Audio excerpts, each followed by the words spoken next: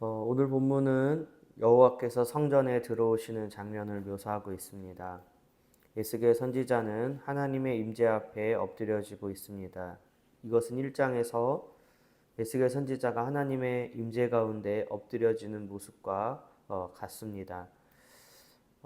그는 하나님의 영광, 여호와의 영광에 압도되어 엎드려질 수밖에 없었습니다. 오늘날에도 이와 같은 하나님의 임재를 경험할 수 있을까요? 때로는 성령께서 인간 안에 거하시어 인간을 온전히 주장하실 때 이와 같은 초자연적인 현상이 동반될 때가 있습니다. 2000년 교회 역사 가운데 있었던 부흥도 이와 같은 모습이었는데 성령께 굴복되어지는 역사심이 있었습니다. 사람들이 꼬꾸라지거나 때로는 주저앉아 우는 모습, 흐느껴 우는 모습을 보이기도 하는데 이러한 현상은 죄인인 인간이 거룩하신 하나님의 빛 앞에 서게 되어졌을 때에 나타나는 현상인 것이죠.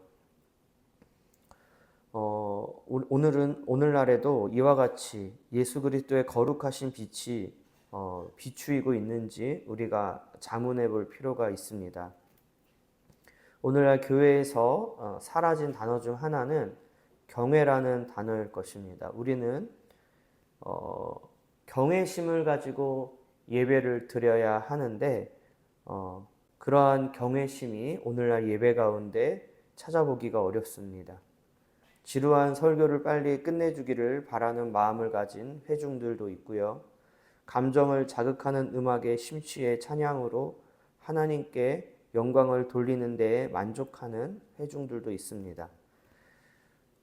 그런데 이 하나님께 영광을 돌린다라는 것을 우리가 좀 생각해 볼 필요가 있는데요. 오늘 본문에서는 하나님의 영광이 성전에 가득했다. 근데 이 영광은 하나님의 임재 가운데 동반되는 것이죠. 그렇기 때문에 뭔가 우리가 하나님께 영광을 돌린다라는 것은 애초부터 성립되지 않은 말씀이다라고 제가 일전에도 말씀을 드린 바가 있어요.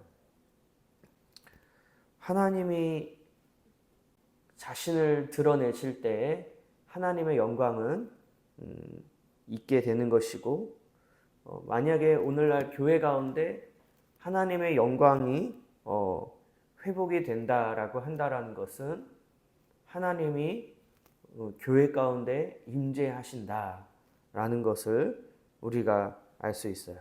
그런데 왜 하나님은 임재하시지 않는가? 물론 하나님은 임재하십니다.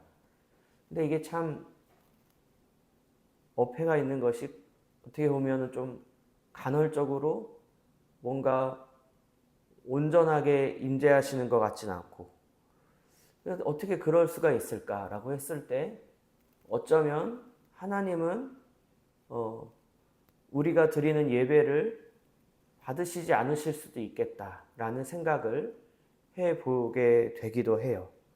우리가 예배를 드릴 때 영과 진리로 예배를 드린다라고 했을 때 이 영과 진리는 성령으로 예배를 드린다라는 것인데 이 성령은 하나님의 임재를 이야기하죠.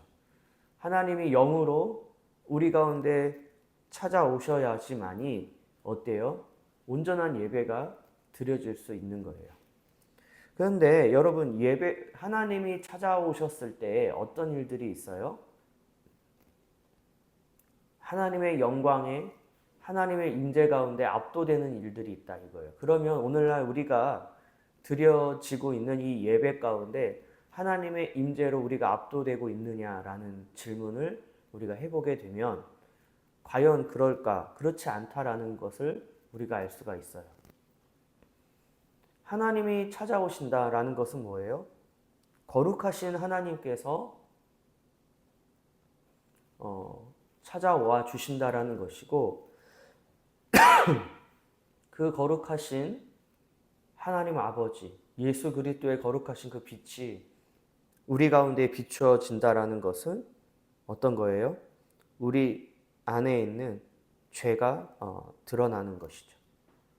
그래서 예배는 하나님의 임재가 있는 예배는 죄가 다루어진다라는 것이죠. 그런데 오늘날 교회는 어쩌면 하나님의 임재, 하나님이 방문하시는 그것을 원하지 않을 수도 있겠다. 왜요? 죄가 다루어지지 않기 때문에 그렇죠. 죄가 다루어지지 않으면 어떻습니까? 십자가가 무의미한 거예요. 십자가는 그냥 한낱 장식품에 불과한 것이 되는 것이죠. 그래서 성령께서 교회 가운데 임재해 주시면 죄를 깨닫게 해주시는 성령의 역사로 말미암아 우리의 죄가 드러날 때 그제서야 십자가가 십자가로 역사하는 일들이 있다라는 것이죠. 그래서 여러분 십자가의 권능과 능력이 역사하고 예수 그리스도와 함께 십자가에서 죽고 예수 그리스도의 부활의 생명으로 다시 태어나는 이 부활의 권능으로 성도들이 살아가기 위해서는 성령께서 교회 가운데 역사해 주셔야 되는 것이고, 이 성령의 역사가 바로 뭐예요? 죄를 다루시는 것, 죄를 깨닫게 하시고 죄가 버려지는 역사들이 있다라는 것이죠. 그래서 제가 어제도 말씀드렸지만 한국교회 가운데 이 성령의 역사가 사라진 지 오래다. 그러니까 이 성령의 역사를 흉내내는 일들이 너무나도 많고, 그냥 현상적인 거, 막 흐느껴 울고, 제가 예전에도 말씀드렸지만 제가 있었던 모교회가 알파코스, 뭐 G12 이런 걸 했던 교회인데 성령 수양회 같은 것을 갑니다. 가면은 거기서 예수님의 그 패션 오브 크라이스트라는 영화의 한 장면을 틀어주면서 예수 그리스도의 그 십자가를 묵상하는데, 여러분 그런 것들이 다 육적인 거라는 거예요. 여러분 오늘날의 교회 안에서 있는 여러 프로그램들은 다 육신적인 것들이에요. 그러니까 그 육신적인 것들은 지속성이 없습니다. 무너지게 되어 있다 이거예요. 여러분 요즘에 누가 알파코스 성령 수양회를 합니까? 그것도 한때 유행했던 하나의 그 풍조에 불과했던 것이죠. 본질적인 것만 남게 되어지는 거예요. 그런 것들이 그럴 때 이제 성령 수양회 때 어떤 한 집사님이 흐느껴 우시면서 그 패션 오브 크라이스트를 보시면서 막 통곡하고 우시는 거예요. 저는 그것을 이제 스텝으로 제가 참여를 했는데, 보면서 야, 어떻게 저 집사님은 예수님의 십자가의 사랑을 저렇게 깊이 깨달아서 저렇게 우실까? 너무너무 부러운 거예요. 그러면서 저는 하나님 저한테도 그 십자가의 대속의 은혜와 사랑 때문에 울 수 있는 눈물을 달라고 기도를 했는데, 몇 날이 못 되어 그 집사님이 이단에 빠지신 거예요. 저는 많은 혼란을 얻게 됐어요. 야, 어떻게 그렇게 눈물로 기도하시고 그렇게 예수님 패션 오브 크라이스트를 보면서 눈물 콧물을 쏟아내시는 분이 어떻게 그렇게 급속도로 이단에 빠지실 수 있을까? 그러면서 깨달은 바가 있어요. 아, 이거 육적인 거구나. 오늘날 대부분의 교인들은 육신적으로 십자가를 알고 있구나. 하나님의 성령으로 깨닫는 십자가가 아니라 육의 것으로 깨닫고 있구나. 그러니까 육신적으로 십자가를 깨닫게 하기 위해 인위적으로 그 예수님이 십자가에 막 피 흘려갖고 철철철 피가 흘려지는 그러한 여러분 패션 오브 크라이스트라는 영화가 얼마나 잔인한 영화입니까? 그 막 살이 뜯기는 장면들을 그대로 묘사를 하고 있는데, 우리가 굳이 그것들을 알지 못해도 내 죄가 얼마나 크고 내 극악무도한 이 죄 때문에 예수께서 물과 피를 쏟으시고 찢기시고 피 흘리셨다라는 사실이 성령으로 깨달아졌을 때에 우리가 알게 되는 십자가는, 그렇게 패션 오브 크라이스트라는 영화를 보지 않고서도 우리는 충분히 깨달을 수가 있고, 그것은 뭐예요? 죄를 깨닫게 하시는 성령의 역사가 없기 때문에 교회가 짜내는 거예요. 마른 그 수건을 짜서 물을 얻고자 하는 것처럼, 여러분 마른 수건을 아무리 짜봤자 뭔가 물이 수분이 나옵니까? 나오지 않잖아요. 지금 한국교회가 그런 상황이에요. 물이 없는데 마른 수건으로 자꾸 물을 짜려고 하니까 팔목만 아프고 물은 하나도 얻질 못하는 그러한 오늘날 현상들을 보면서 죄가 다뤄지지 않는 교회는 교회가 아닌 겁니다. 여러분은 어떻게 생각하세요? 그러니까 교회를 20년, 30년을 다녀도 어때요? 그 심령이 강팍해지고 귀신 들리는 일들이 있는 거예요. 여러분은 어떠십니까? 다른 사람을 생각하지 마시고 여러분 자신은 어떠냐 이것이. 교회를 오래 다니면 다닐수록 오히려 그게 더 안 좋아요. 그러니까 진짜로 요즘엔 그래요. 야, 이분은 교회를 안 다니셨으면 더 좋았을 텐데. 교회를 40년, 50년 다닌 권사님이 계시는데 교회를 한 번도 안 다니셨던 분이 요즘에 저희 교회에 나오시잖아요. 제가 설교를 하면서 느끼는 거예요. 교회를 30년, 40년을 다니신 권사님 앞에서 설교하는 것과 교회를 처음 나오셔서 교회에 대한 반감을 가지신 어느 한 교인분과 오히려 차라리 교회에 반감을 가진 교인분이 더 낫다. 그분이 말씀을 접하고 말씀을 받아들이기가 좋다. 그러니까 여러분 이게 교회 생활을 하면서 배나 지옥 백성이 되는 거예요. 차라리 교회를 다니지 않았던 분이 복음을 듣는 데 있어서 더 좋은 거예요. 제가 주일마다 교회를 처음 이제 예수를 믿기 위해서 나오신 우리 두 어르신 부부가 계신데 그분들에게 복음을 전하면서 느끼는 거는 야, 내가 그동안에 만났던 30년, 40년 동안 교회 생활했던 권사들보다 말씀을 받아들이는 속도와 말씀을 받는 모습이나 이런 것들이 훨씬 다르구나. 여러분 이런 저주의 일들이 지금 이 한국교회 가운데 벌어지고 있다 이거예요. 너무나도 무서운 일이 아닐 수가 없어요. 아니 어떻게 교회 생활을 하는데 예수를 믿지 않는 사람들보다 훨씬 못하면 이게 말이나 되냐 이겁니다. 여러분. 왜 그래요? 성령께서 죄를 다루는 역사가 없는 교회를 다녔기 때문에 그래요. 죄가 다루어지지 않았기 때문에 본인이 무슨 잘못을 한지, 본인이 어떤지, 본인의 상태가 어떤지를 전혀 볼 수가 없어요. 그러니 십자가의 능력을 이야기한들 그게 무슨 소용이 있어요? 아니 죄가 다루어져야지 십자가의 능력을 하든지 말든지 하지 않겠습니까? 그러니까 그 십자가는 그냥 말로 이야기하는 십자가에 불과한 것이지 정말 십자가의 권능과 능력을 경험한 교인들은 없다 이거예요. 그런데 무슨 구원이 있고 죽어서 천국에 가고 그런 말들이 무슨 가당치나 않은 말씀이겠습니까? 갈 수가 없죠. 어떻게 십자가의 권능과 십자가의 능력을 죄가 다루어지고 죄가 버려지고 예수의 보혈의 피로 죄가 씻겨지는 그 놀라운 은혜 역사를 경험하지 않았는데 아니 어떻게 천국에 가고 나는 하나님의 자녀다 그런 말들을 쉽게 내뱉을 수가 있겠냐 이거예요.